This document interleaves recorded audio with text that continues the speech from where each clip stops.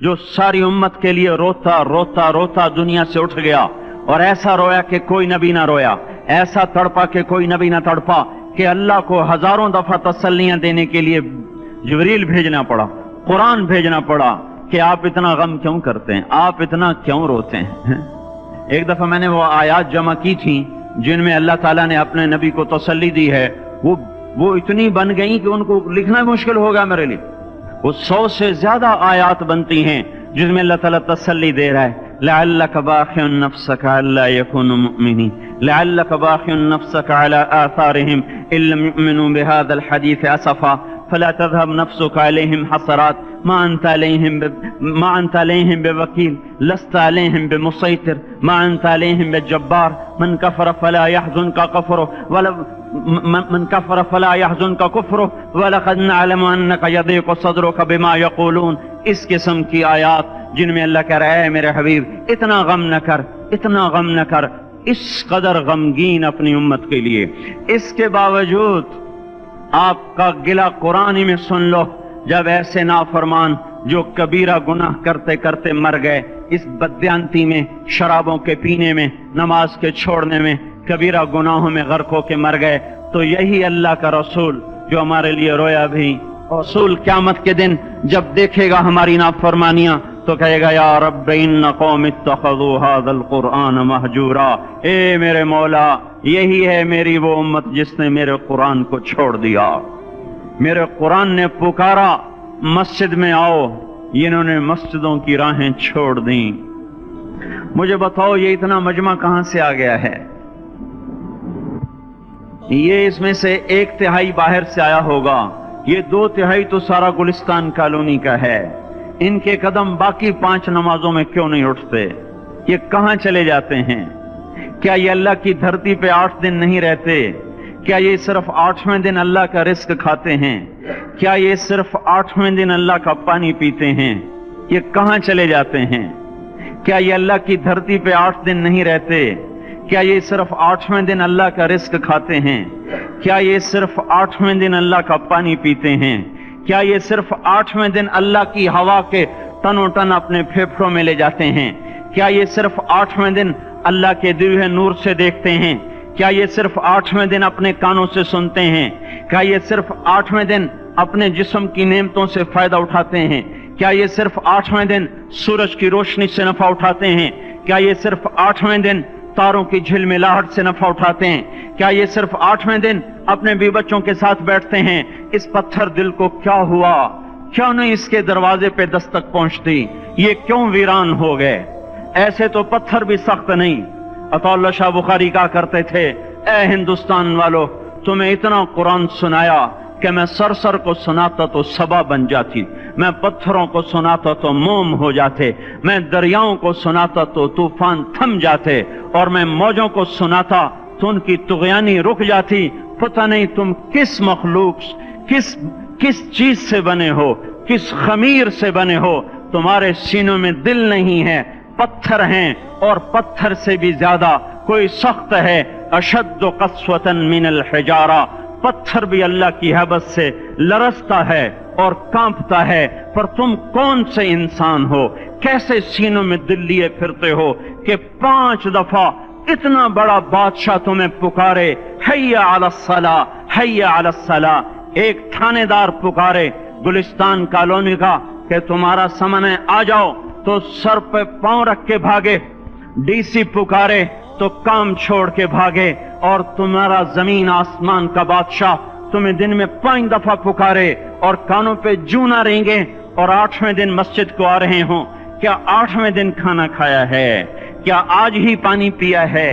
क्या आज ही चाय पी है? ये ऐसी जफा अपने आप से करते, शैतान से करते, मुल्क को माल से करते, अपनी दुकानों से करते, ये बेवफाई अल्लाह से क्यों की हुई है?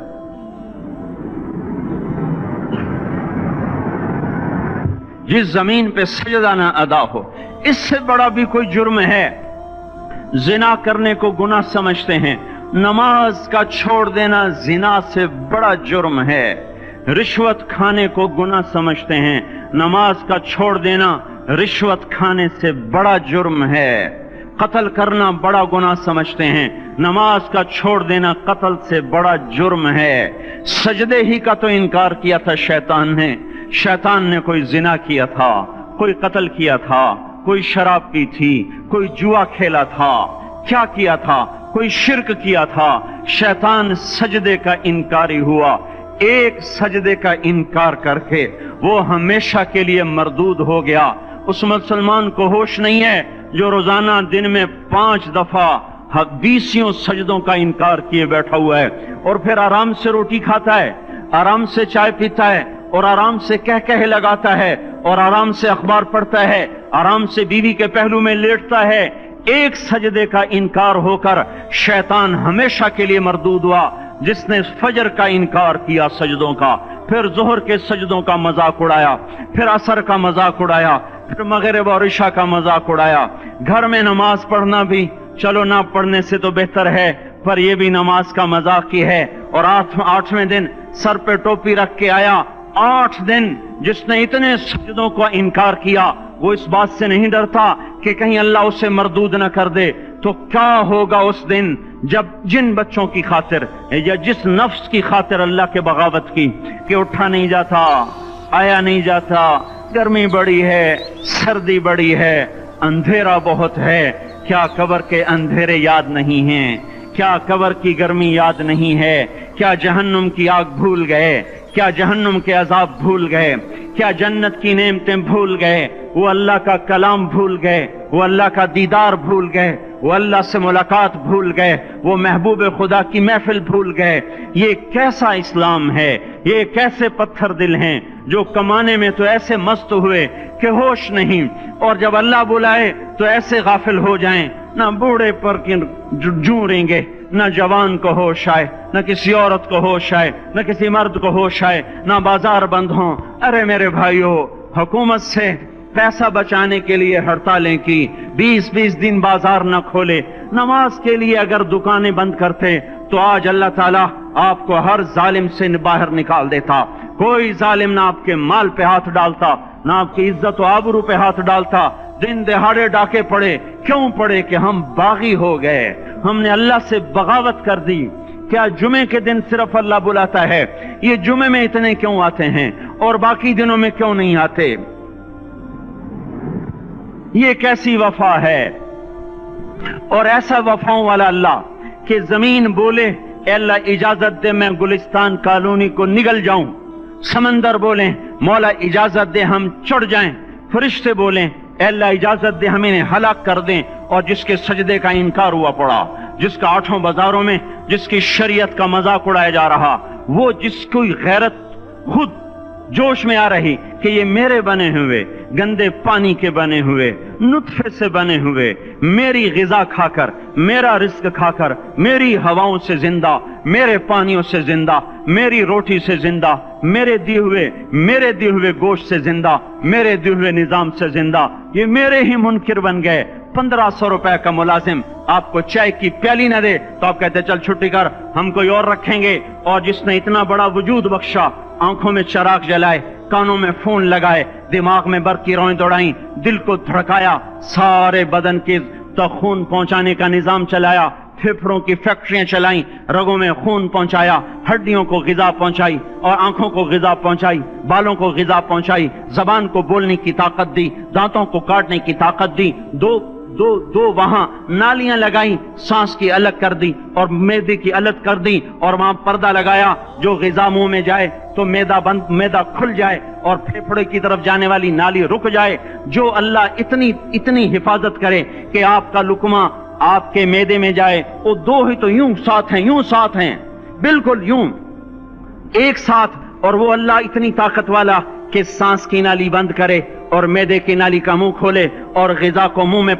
سے گزار کر وہ معدے میں پہنچائے، پھر ایک زبردست طاقتور نظام چلائے، اس کو توڑ کے آنتوں میں پہنچائے، پھر کروڑوں قسم کی فیکٹریوں کو حرکت دے اور اس میں سے خون کو کھینچے، غذاؤں کو کھینچے، پھیپھڑے کو غذا، خون کو غذا، خون خود غذا لے کے چل رہا، آنتوں کو غذا، دماغ کو غذا، ہڈیوں کو غذا، ناخن کو غذا۔ ایک ناخن کھینچ لے تو ہم کیا کریں؟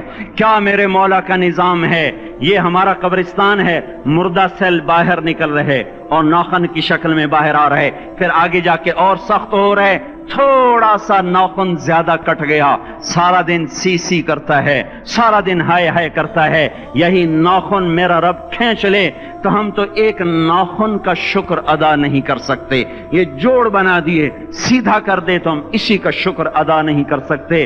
میرے بھائیو، یہ سب کچھ کر کے پھر ہم اللہ کے باغی ہو جائیں، ہے کوئی عقل میں آنے والی بات؟ ہے کوئی سوچ بچار کی بات کہ 1500 صرف دیے اور اس نے چائے کی پیالی نہ دی تو نکال دیا، اس نے گاہک کو ڈیل نہیں کیا تو نکال دیا، اور یہ وجود کہاں سے خرید کے لائے؟ یہ زمین کس نے بچھا کے دی؟ والارض وضعها للانام، اے میرے بندو میں نے ہی تو تمہیں بنا کے دی، فاکہۃ، دیکھو میں نے تمہارے لیے پھل نکالا، والحب ذو العصف والریحان، میں نے ہی تمہارے لیے غلہ بھی بنایا اور بھوسا بھی بنایا، فبأي آلاء ربكما تكذبان، میری کیوں نعمتوں کو جھٹلاتے ہو؟ کیوں میرے باغی بنتے ہو؟ کس کس کا انکار کرتے ہو؟ دیکھتے نہیں ہو رب المشرق والمغرب، رب المشرقین والمغربین، میں تمہارے مشرق کا بھی رب ہوں، مغرب کا بھی رب ہوں، شمال کا بھی رب ہوں، جنوب کا بھی رب ہوں، فبأي آلاء ربكما تكذبان، پھر بھی تم میرے باغی ہو گئے، پھر بھی مجھے میری نعمتوں کو جھٹلاتے ہو۔ خلق الانسان من صلصال کالفخار وخلق الجان من مارج من نار، تمہیں مٹی سے بنایا، جن کو آگ سے بنایا، میری فبأي آلاء ربكما تكذبان، کیوں مجھے جھٹلاتے ہو؟ کیوں میری نعمتوں کا تم انکار کرتے ہو؟ تمہیں پتہ نہیں ہے کہ میں نے دو پانی چلائے، ایک کڑوا ایک میٹھا، بینہما برزخ، ان میں پردہ لگایا، لا یبغیان، تاکہ کڑوا پانی میٹھے میں نہ چلا جائے، اگر میں پردہ ہٹا لوں تو کڑوا میٹھے میں چلا جائے تو پھر نہ کوئی تمہیں حکومت کا پانی میٹھا ملے نہ زمین کا پانی میٹھا ملے۔